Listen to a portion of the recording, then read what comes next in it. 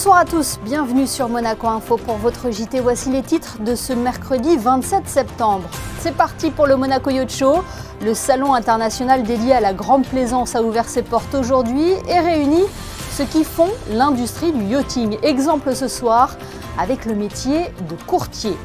Un chiffre d'affaires en hausse pour la Société des Bains de Mer. Le groupe a dévoilé les chiffres de l'exercice 2022-2023. 667 millions d'euros, soit une hausse de 26%, et la SBM a encore de nombreuses ambitions. Nous recevrons ce soir Philippe Ortelli, il est le président de la Fédération des entreprises monégasques et viendra nous présenter les dossiers qui mobilisent la FEDEM dans cette rentrée. Dans ce journal également, nous reviendrons sur la courte victoire de l'AS Monaco Basket face à Saint-Quentin en championnat avec un Mike James en sauveur et ce road trip que vient d'effectuer une soixantaine de cyclistes entre Londres et Monaco au profit de la préservation des océans.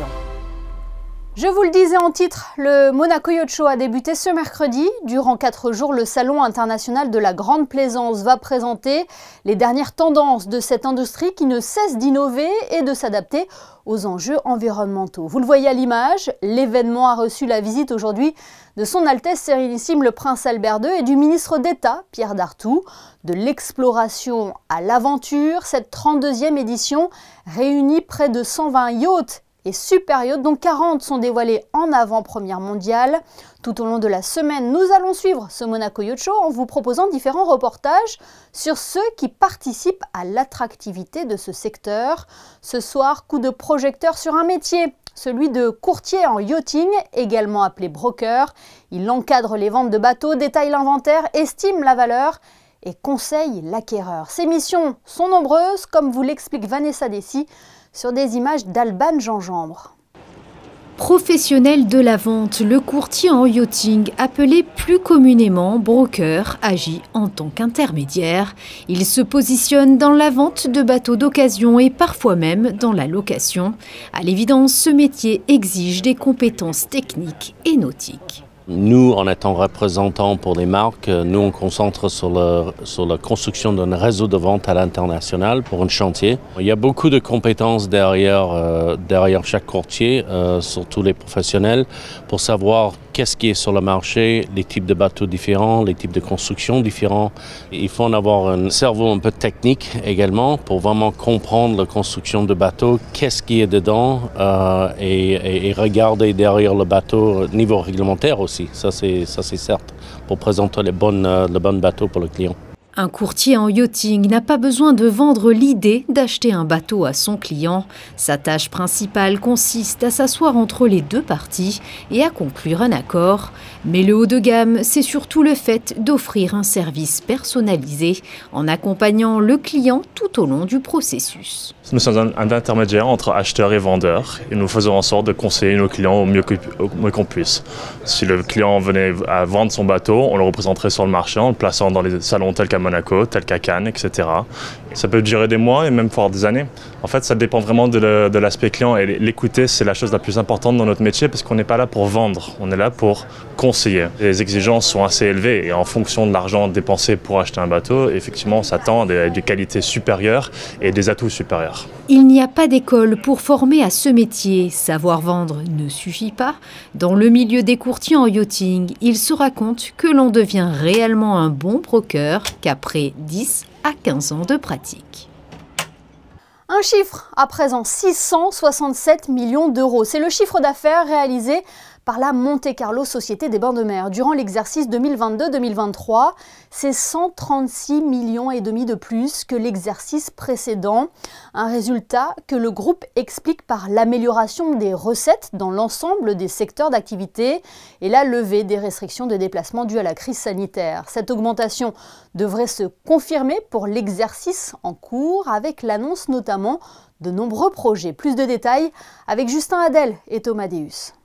Le salon Sincerity du Monte Carlo Bay Hotel & Resort a accueilli pour sa conférence de rentrée la direction de la SBM. L'occasion pour son président délégué d'évoquer les chiffres de l'année 2022-2023, présenter les tendances de l'été, les actualités de la rentrée et la gouvernance de la société. Entre autres, de nombreux projets sont annoncés. Nous allons ouvrir un nouveau restaurant qui s'appelle Taïra, C'est un restaurant d'ambiance et de cuisine de gastronomie vénézuélienne avec la chef du Coya à Monte Carlo. Donc ça sera dans le patio de l'hôtel de Paris. Donc c'est vraiment une formule nouvelle, une typologie de restaurant qu'on n'avait pas, donc à découvrir très vite. Et puis bien sûr les très grands projets à venir, c'est dès le mois de novembre l'ouverture de notre navire amiral, ce nouveau bâtiment totalement rénové, agrandi qui va accueillir la brasserie du Café de Paris. On a beaucoup d'espoir donc dans cet établissement mythique qui est vraiment l'établissement iconique de la place du Casino. Et il y aura en avril, donc au printemps, la poursuite de l'ouverture avec Amazonico, donc dans les 2 derniers étages, des terrasses avec des vues époustouflantes sur la place du Casino. Et là, une cuisine festive, donc brésilienne, autour donc, de notre partenaire, la marque Amazonico. Sur l'étranger, je n'oublie pas notre acquisition dès le 3 octobre de ce palace donc à Courchevel, comme je l'avais annoncé. Donc nous allons pouvoir commencer à restructurer, aménager et ouvrir un jour, j'espère d'ici 2 ans environ, un palace qui sera parmi les plus beaux d'Europe à Courchevel. En place depuis près de 8 mois, Stéphane Valéry est satisfait de son bilan, notamment sur le plan personnel. Moi, j'y suis très très heureux. C'est un travail extrêmement passionnant, prenant. Je rencontrais d'ailleurs pour la première fois ce matin les actionnaires de la SBM. Ils ont été extrêmement généreux en question et je les ai vus aussi passionnés comme moi par l'avenir de notre groupe. Donc c'est une société fantastique qui a un modèle social unique à préserver pour la qualité de nos salariés. Une aventure humaine extraordinaire et j'ai beaucoup de chance et je suis très heureux et très fier d'être le président délégué de ce groupe. Un groupe qui ne cesse de grandir et ce, depuis plus de 150 ans. Il est temps à présent de recevoir notre premier invité. Il s'agit de Philippe Ortelli. Il est président de la Fédération des entreprises monégasques qui compte 30 syndicats professionnels au service des 2000 sociétés basées en principauté. Son rôle, accompagner au mieux l'évolution des entreprises monégasques et le développement économique du pays. Plusieurs grandes thématiques mobilisent la FEDEM. L'occasion donc d'en parler ce soir avec son président. Bonsoir Philippe Ortelli. Bonsoir mademoiselle. Sous quel signe est placée la rentrée du patronat? C'est une bonne question, je dirais sous le signe des taureaux, avec une énergie, une envie d'avancer, de continuer à développer l'économie monégasque, avec réflexion avant de foncer. Cette semaine avec le Yacht Show est un exemple significatif de tout ce que notre économie peut faire et aussi des soucis de transport, de circulation, de logement que nous avons. Voilà, cela reste vos principaux dossiers? Absolument, parce que dans les entreprises, le dialogue social fonctionne bien. Nous n'avons pas de grosses problématiques dans les entreprises. Les rémunérations, vous le savez, sont nettement supérieures à la France. Simplement, nous avons besoin d'être soutenus au niveau infrastructure pour que nos salariés puissent circuler. Monaco continue depuis 30 ans à créer 1000 emplois par an. Et ces 1000 emplois par an, il faut tous les jours, tel un corps humain qui respire, développer les infrastructures pour qu'ils puissent rentrer, sortir dans des bonnes conditions humaines, mais également écologiques. C'est pour ça que nous portons ce projet de métro à bout de bras depuis quelques années pour que le gouvernement monégasque et la métropole de Nice puissent le développer et ainsi permettre à nos salariés d'être à 10-15 minutes de la principauté en partant de Nice. Pour ça que nous poussons aussi pour que le régime HLM, qui est complètement ahurissant à Beau-Soleil, Cap-d'Aille, où on impose 25% de logements HLM, que nos salariés qui gagnent trop à la fois à cause de 5% monégasque et 39 heures au lieu de 35 heures, ne peuvent pas accéder au HLM construit et forcés de construire dans les communes limitrophes de Monaco. Tout ça, ce sont des aberrations qu'il faut maintenant traiter parce que nous n'en pouvons plus, les salariés n'en peuvent plus. Ils remontent à leur chef d'entreprise qu'ils ne veulent plus venir travailler, donc ne plus consommer à Monaco, ne plus faire tourner l'économie monégasque et même parfois préfèrent Sophia Antipolis à Monaco pour les cadres à cause de la qualité, du manque de qualité de vie et de circulation pour venir bosser à Monaco. Dernièrement, nous évoquions sur notre antenne les chiffres de la saison estivale qui sont très encourageants.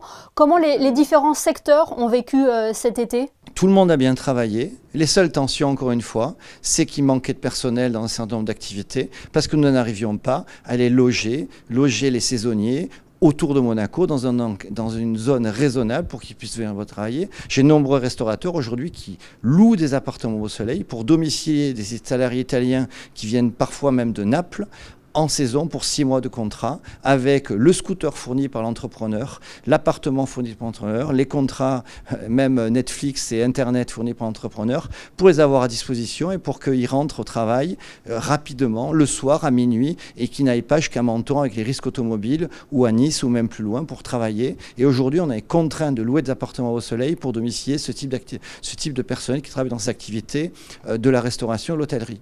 Le logement, l'accessibilité à Monaco, cela reste vraiment un facteur très pertinent dans le recrutement? Absolument, nous payons bien, les conditions sociales sont bonnes, la retraite, la caisse de retraite délivre une retraite bien meilleure que la France. C'est ce que nous créons avec la retraite complémentaire, va apporter aussi un plus par rapport à la retraite complémentaire française. Les prestations médicales sont mieux remboursées, les prestations familiales sont dès le premier enfant et croissante et non pas stable comme en France. Ce n'est pas un problème de rémunération, c'est un problème d'offre et de demande. Et le problème est que même si on augmentait les salaires, les loyers monteraient. Si vous n'avez pas des appartements supplémentaires à Beau Soleil qui répondent à la demande, les prix vont monter, mais il n'y aura toujours pas d'appartements supplémentaires. Donc il faut construire plus à Beau Soleil pour des salariés intermédiaires qui sont adaptés aux revenus monégasques et pas au salaire médian de la France. Aujourd'hui, les plafonds HLM à Beau Soleil sont les mêmes qu'au fin fond de la Creuse.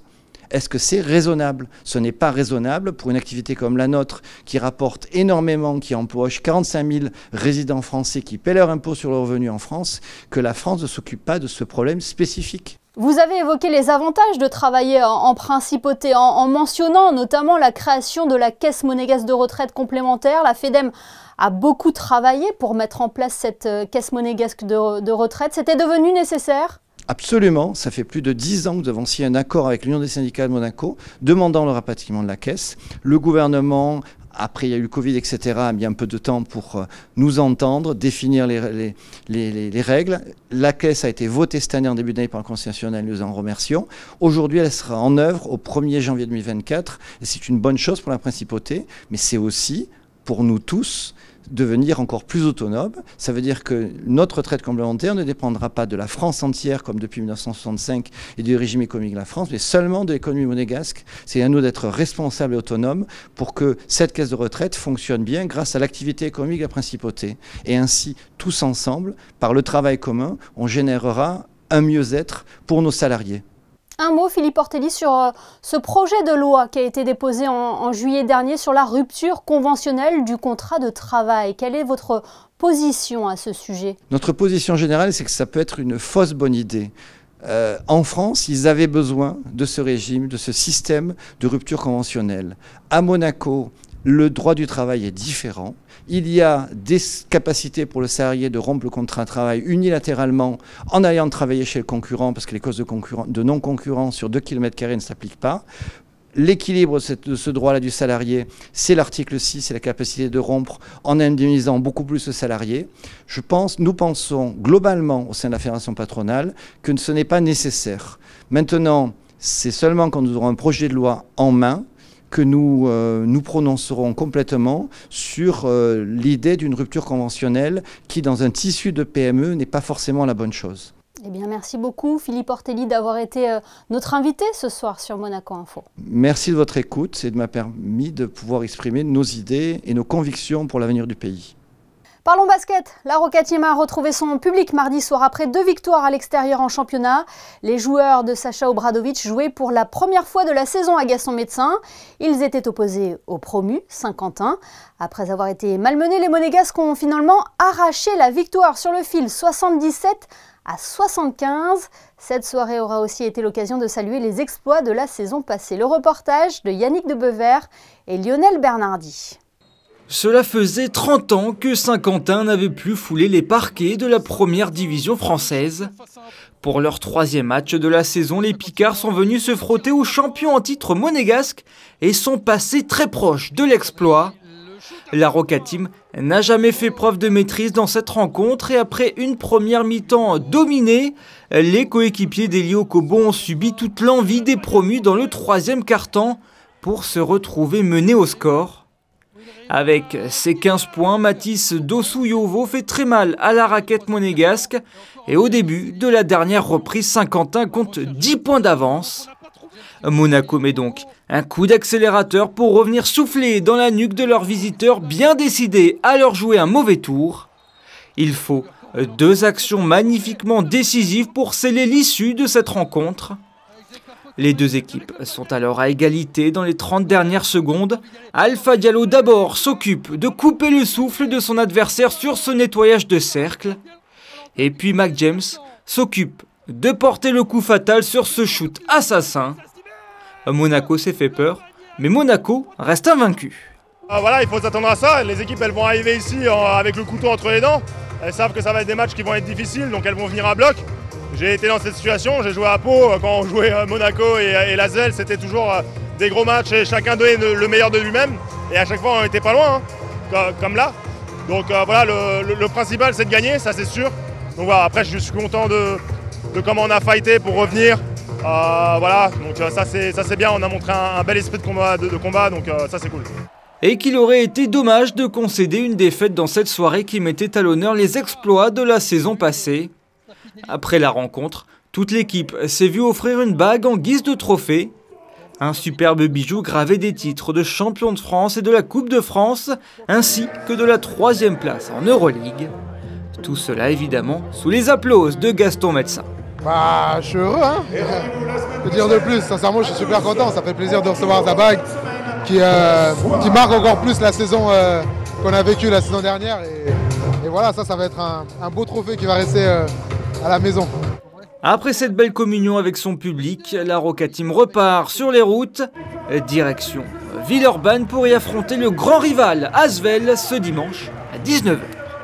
Intéressons-nous à présent au parcours que vient d'effectuer une 60aine de cyclistes. Ils sont partis de Londres à vélo le 19 septembre dernier pour rejoindre Monaco. Le peloton est arrivé mardi sur le Rocher, un périple à la fois sportif mais aussi caritatif car les fonds récoltés seront reversés à la Blue Marine Foundation, association qui œuvre pour la préservation des mers et des océans. Le récit de Fabien Bonilla sur des images d'Alban Gingembre. Ils étaient 70 à avoir parcouru les 1100 km qui séparent Londres à la Principauté. À l'arrivée, place du Palais, le prince Albert II est allé féliciter les participants. Tous ont pédalé plus d'une semaine, comprenant 7 étapes, au profit de la Blue Marine Foundation. Cette fondation a pour but de restaurer les océans en luttant contre la surpêche. On a été accueillis par le prince et maintenant c'est magnifique. On fait un peu la fête parce que ça a été vraiment dur pour les cyclistes. C'était pour avoir les fonds pour ma fondation qui s'appelle Blue Marine Foundation. Et on essaie de protéger les océans et pour ça on a besoin d'argent. Et ces cyclistes, effectivement, ils lèvent de l'argent pour nous. Ces cyclistes repartiront dans les jours à venir pour Londres et ils se prépareront peut-être pour réitérer cette expérience l'année prochaine pour une 7e édition. Et pour sa 6e édition, l'événement, qui a le soutien de la Fondation Prince Albert II de Monaco, aura permis de récolter 160 000 € en faveur de la Blue Marine Foundation. Nous recevions hier sur notre antenne le metteur en scène Thomas Ledouarec qui a lancé la saison du théâtre Princesse Grace avec sa version contemporaine du Misanthrope de Molière. Une première date qui annonce une 30aine d'autres. Certaines pièces ont d'ailleurs été saluées par des récompenses prestigieuses. On écoute Françoise Gamerdinger, directeur du théâtre Princesse Grace et des affaires culturelles. Elle est au micro d'Anaïs Rihu. Cette première soirée avec un texte classique, mais revisité, donne un peu le ton de ce que nous avons voulu pour la programmation 23-24, c'est-à-dire faire découvrir de nouveaux acteurs, faire découvrir des textes, faire découvrir de nouvelles mises en scène de textes classiques, et le public sera au rendez-vous, donc nous en sommes ravis. La programmation est quelque chose qui a été faite de manière à découvrir tout un panel, non seulement de textes et d'artistes, et tout est complémentaire. Donc je ne peux pas, moi-même en programmant, choisir un texte ou une pièce, un spectacle, plus particulièrement par rapport à un autre. Et voilà, et il s'agit d'un travail minutieux, et j'invite chacun à venir découvrir, bien évidemment selon ses disponibilités, mais d'être à nos côtés pour cette cette saison qui sera une offre de théâtre exceptionnelle. Et la programmation complète est à retrouver sur le site officiel du Théâtre Princesse Grace. Prochain rendez-vous le 5 octobre avec La Délicatesse, mise en scène par Thierry Suras d'après l'ouvrage de David Fuenquinos. Le Théâtre des Muses présente lui sa saison dès demain jusqu'au dimanche 8 octobre avec une formule particulière et Antea Sonio sur scène. L'occasion aussi de pouvoir gagner des places pour venir voir les différents spectacles qui seront proposés tout au long de l'année. Le Logoscope présente jusqu'au 24 octobre une exposition intitulée Inortus. Elle permet notamment de découvrir les recherches et les créations des artistes résidents autour de l'histoire des jardins, notamment ceux de la Principauté. Les ateliers du Logoscope se situent aux 2 places de la Crémaillère dans le quartier de Monte-Carlo. Culture toujours, le mardi 3 octobre, l'Institut audiovisuel de Monaco propose une nouvelle projection au Théâtre des Variétés, L'Aigle à 2 têtes de Jean Cocteau avec Jean Marais, un film de 1947 présenté en version restaurée. Fabien Bonilla et Vincent Vatrican vous en disent plus. Vincent Vatrican, bonsoir. Bonsoir Fabien. Et si on remontait dans le temps pour parler ensemble d'un film de 1947 de Jean Cocteau, L'Aigle à 2 têtes? Très gros événement, ouais. Puisqu'on présente à Monaco l'avant-première de la restauration de ce film. En 4K. En 4K, qui vient d'être achevé il y a quelques jours, qui est le fruit d'un partenariat entre TF1 Studio, Pathé Film, la Cinémathèque française, le Centre national du cinéma, l'Institut audiovisuel et Chanel qui a apporté son soutien à cette restauration qui a été complexe puisque le matériel existant n'était pas de bonne qualité et voilà, il a fallu repartir de 2 marrons d'époque pour réaliser cette superbe copie. Est-ce que c'est un film qui méritait d'être restauré? Quelle est l'histoire de ce film? Alors, l'histoire de ce film, il faut commencer par dire que c'est au départ une pièce de théâtre. De Jean Cocteau d'ailleurs. De Jean Cocteau, qu'il a imaginé pendant la guerre.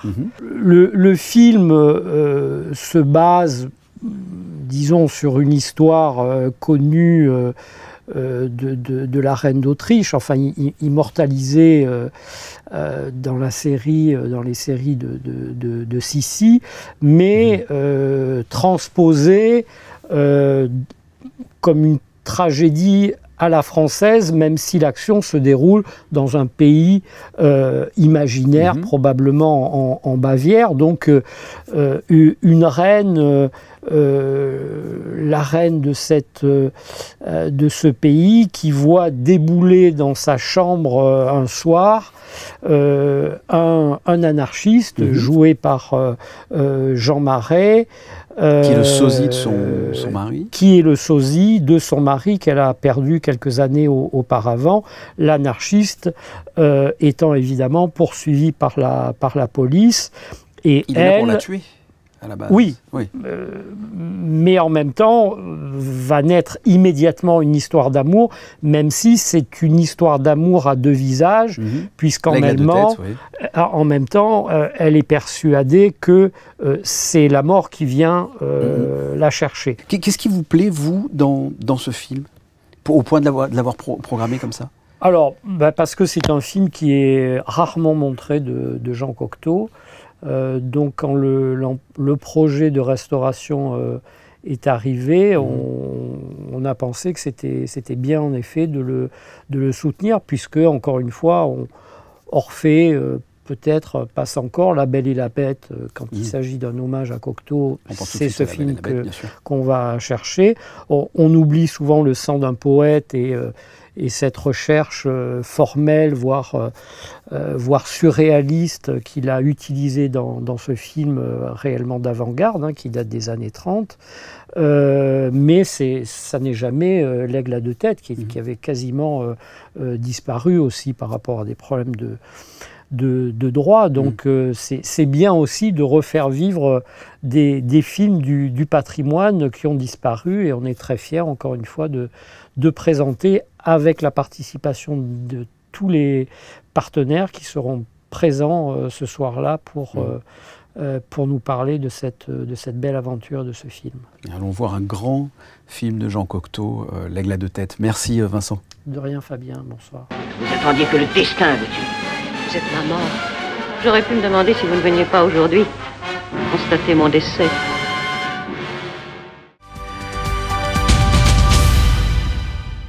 C'est désormais votre rendez-vous sur Monaco Info. Nous mettons en valeur ceux qui font la principauté en vous racontant leurs histoires et leur parcours. Celle qui va suivre va sûrement vous plaire puisque c'est celle de deux amis de longue date qui se sont lancés ensemble dans ce projet. Christine Datomel, on vous retrouve et c'est écrit derrière vous du côté de la Condamine. Oui, aujourd'hui c'est sur la place du marché que je vous retrouve pour nous rendre chez Maison Mère. Maison Mère est née il y a 18 mois ici. Tous les produits de la mer s'allient aux produits de la terre. Une maison qui est née d'une belle histoire d'amitié, une amitié qui se retrouve d'ailleurs dans les assiettes.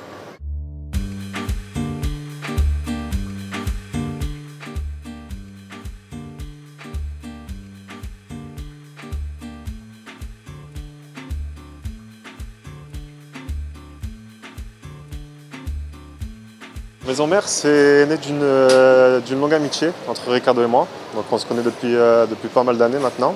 Et on a toujours eu ce côté entrepreneuriat, autant lui que moi. Et on a voulu réunir chacun nos racines.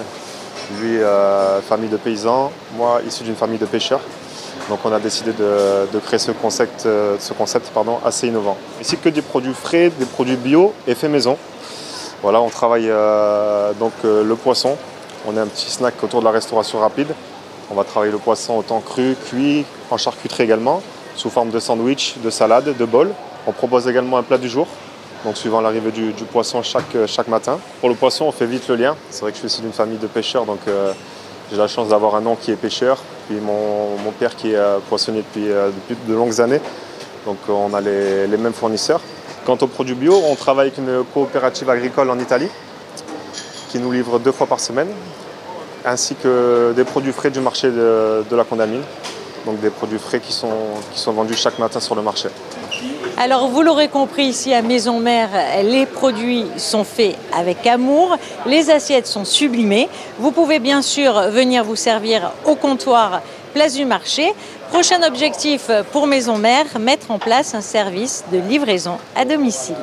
Merci Christinda. Rejoignons à présent Yannick de Beuvert pour vos prévisions météo. Bonsoir Yannick.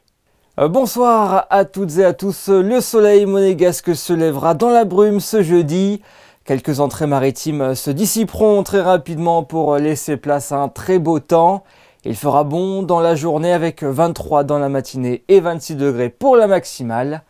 Ce jeudi 28 septembre, nous fêtons Saint-Wenceslas et puis ce sera également la journée internationale du droit à l'information.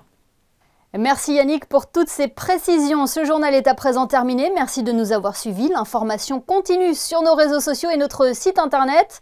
On se quitte en images avec le Monaco Yacht Show qui va rythmer le Port Hercule pendant 4 jours. Très belle soirée à tous et à demain pour un nouveau JT sur Monaco Info.